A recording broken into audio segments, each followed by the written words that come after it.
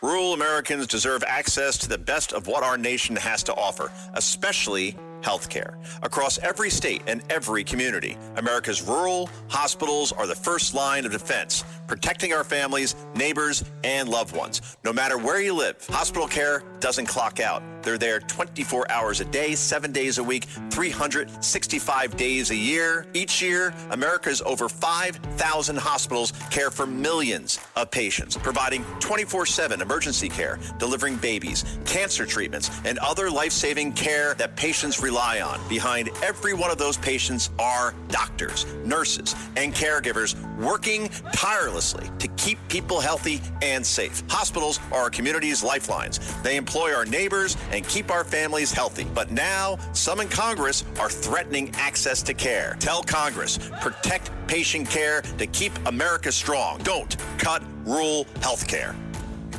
Listen, all you New Yorkers. Taxi. Okay, man, we're looking around. This is the 77 WABC minicast. Here at 7:15, your Thursday morning. Good song for Alexandra Bougher, making her debut on Sid and Friends in the Morning. Comes highly recommended by the Patriot himself, Scott LeBeta, who, of course, was on yesterday for his weekly Wednesday appearance. He texted me one day. He goes, "You know this girl?" I go, "No." He said, "This girl's great. You're going to love her." I know I heard people on the show recently. I mentioned them last hour. People like Mary Holland and Michael Caine, Victoria Capish, Aaron Siri, and others talking about parental rights. He said, "This girl's great. You're going to love her."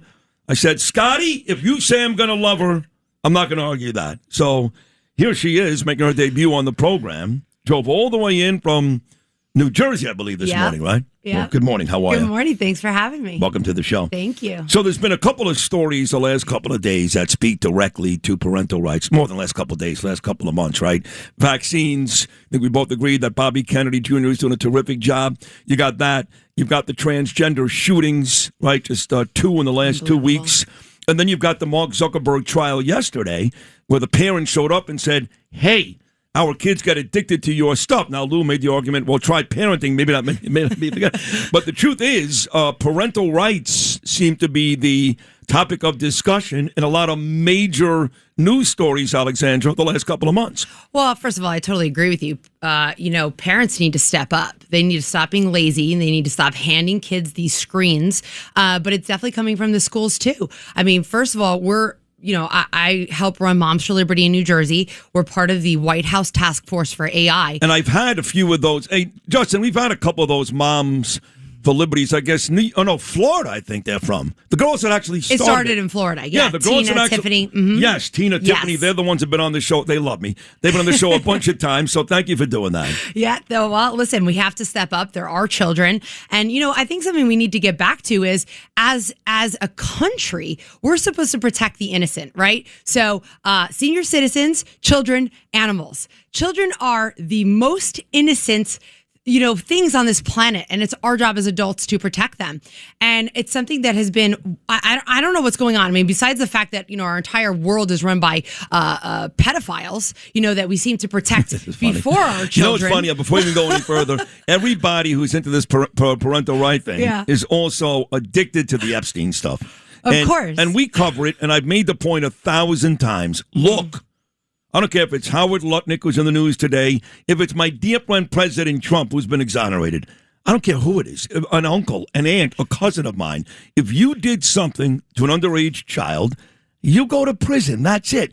But I'm not involved in this wild goose chase of putting out 60 million pages of documents where if you walk by Jeffrey Epstein in the street, you're in the quote-unquote Epstein files. So I want justice, just like you guys do. Yeah. But you guys are consumed by all of this. I got 2 kids. I love my kids too. You're consumed by all of this. I don't know that we're consumed by it. I just want to see the arrest come. We keep talking about the Clintons. We keep talking about all this stuff. Let's see some justice. Stop talking about it and let's actually do something about it. Last year, President Trump, who I absolutely adore, literally signed this executive order, no boys in the girls' bathrooms, yet we still have boys in the girls' bathrooms. We still have boys on girls' sports. We have girls getting hurt. We have girls getting their medals stripped away. When are and I'm just going to put it on the parents. I mean, I want to see the government step in too, but when are the men of this country going to start protecting the young girls. I mean, really, I'm you just blaming putting it it on on the men them. now? Now you're blaming it on us? Yeah, because Are you a feminist? I am not. I am not. Well, I think, but I saw on your page, I think it did say feminist. I definitely did not say that. All right. Definitely did not. But the mama bears during COVID stood up. It took a few years for the papa bears to stand up, but the mama bears definitely stood up. The men started to come around, though, definitely when we said, hey, listen, there's boys in the girls' locker room. And they were like, no, there's not. I'm like, yes, there is. Look at your policies. Look at what the schools are doing. And not only that, but they're shaming these young ladies for standing up for themselves, saying, I don't want to get undressed in front of this 13-year-old boy. Wait a second. I'm a man, last I checked. And I am 1,000% on that side. It's not even up for debate. Last I checked, President Trump, he's a man. Okay, but you know who's going to the state capitol? Who? It's mostly women. It's mostly the moms. Where are the dads? Working! You son of a gun. We Who the hell- work too. Who do you think is paying for your train ticket to go to the Capitol? What are you, nuts? Definitely my husband, and he's listening Yeah, to this. Right. That poor bastard's working, and you're kicking his ass. I know he agrees with you. Listen. I work too, though. We're all working. I understand. We all need to do it together. I just want to see a more male presence, is what I'm saying. Okay. You know what I mean? Okay, no, That's listen. what I'm saying. But I was very happy to hear that arrest this morning. I was driving over the GW. You talking about Prince Andrew? Yeah. Yeah. And I was like, yes. Yeah, it's pretty cool, right? Oh, it was awesome. And the best part is, it's on his 66th birthday. Happy birthday. Yeah. Happy birthday to us. Happy birthday. Yeah, absolutely. That's it. So the Moms for Liberty, when I first started speaking to Tiffany and Tina, Yep. it was mostly about books. You may remember they were banning books. I believe that's how this whole Not thing banning, started. removing inappropriate books. There's a difference. If it's banned, that means you can't get it on Amazon. There you go. Once again, a woman clearing it up because the men are so stupid we used the wrong word. No, seriously, you're right. So that was how they started, right? And now it's branched out into where you guys are involved in so many important conversations. Yeah, I mean, for a lot of us, for myself, it was when they were trying to mask the kids. And I was like, you're not masking my kids' I'm with beautiful you on that, faces. too. Yeah. I mean, not only Absolutely my not. kids, I wouldn't wear a mask. No, absolutely not. There No, we was- wouldn't go places because No. I was like, no, I'm not wearing that. I got Right. yelled at CVS. The guy actually got closer to me. He's like, ma'am, and he was like shaking. Yeah. And I'm like, are you okay? He's like, you don't have your mask on. And I'm like, I don't have to. He's like, what do you mean? I'm like, I'm mask exempt. He goes, what do you mean? I'm like, I'm an American citizen. I have every right to not wear a mask. Right. And he was freaking out. But you're certainly not putting anything on my children, in my children, teaching my children that I don't say is okay. Agreed. So that was kind of really the start. Then we noticed that they were showing pornography to our kids in school. What?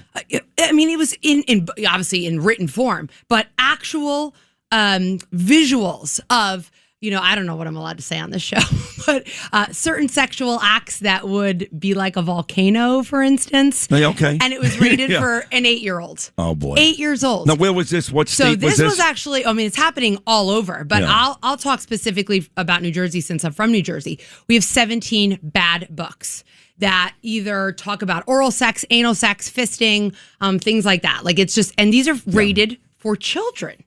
Okay, so we actually we have this crazy bill called the Freedom to Read Bill. And it sounds like all hunky-dory, right? Like, oh yeah, like we love to read. It's not. It allows these books to be in schools and the teachers can't get in trouble for showing that to the children. So obviously a teacher cannot show sexually inappropriate material to kids, Right. but this bill protects them. I mean, it's crazy. We brought in blown up pictures of these books, and the police there were like, what is that? Gee, that's crazy. They're like, get that out of That's our kids' crazy. schools. I mean, it's crazy. It's crazy. But, No. but the liberals don't believe it, and then we'll show them the proof, and some of them will actually apologize and be like, I had no idea that was in our kids' schools. But not enough. Apologize, I'm sure. Definitely not enough. So on the way out, another area that I've started to talk about on this show, again, because of other people that have come on before me, I was I was ignorant about all this stuff, even 3 months ago. So was I. I mean, 5 years ago. No, well, I'm talking about 3 months ago. But religious exemptions, Mm-hmm. and I know Aaron Siri, again, was on this show last month. He talked an awful lot about that. Yep. And that is something that you also delve into Yes, daily. medical freedom. Give me the latest with the medical freedom. I mean, here's the thing. It has been, whether you're new to this or not, it is coming out that vaccines have side effects, and they have not been transparent with you. Most likely, if you went to get a vaccine or got your kid a vaccine, they were not handing you this side effect list unless you ask for it, and sometimes they don't even have it there. There needs to be transparency. So we know that a lot of times the side effects are not worth taking the vaccine, right? But that should be your decision. Sure. I'm not saying to COVID be an anti-vaxxer. too, by the way, COVID. I mean, people kill COVID me too, yeah. right, for taking the vaccines. I don't want to hear it, okay?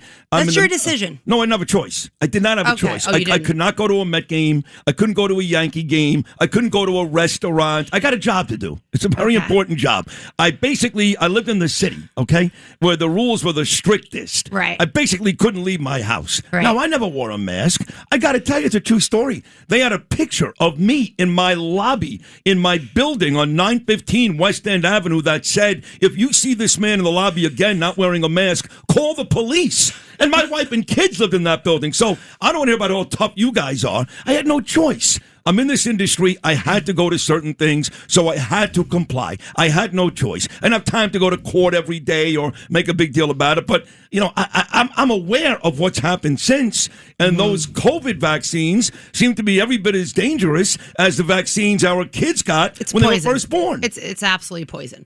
Rural Americans deserve access to the best of what our nation has to offer, especially healthcare. Across every state and every community, America's rural hospitals are the first line of defense, protecting our families, neighbors, and loved ones. No matter where you live, hospital care doesn't clock out. They're there 24 hours a day, 7 days a week, 365 days a year. Each year, America's over 5,000 hospitals care for millions of patients, providing 24/7 emergency care, delivering babies, cancer treatments, and other life-saving care that patients rely on. Behind every one of those patients are doctors, nurses, and caregivers working tirelessly to keep people healthy and safe. Hospitals are our community's lifelines. They employ our neighbors and keep our families healthy. But now, some in Congress are threatening access to care. Tell Congress, protect patient care to keep America strong. Don't cut rural health care.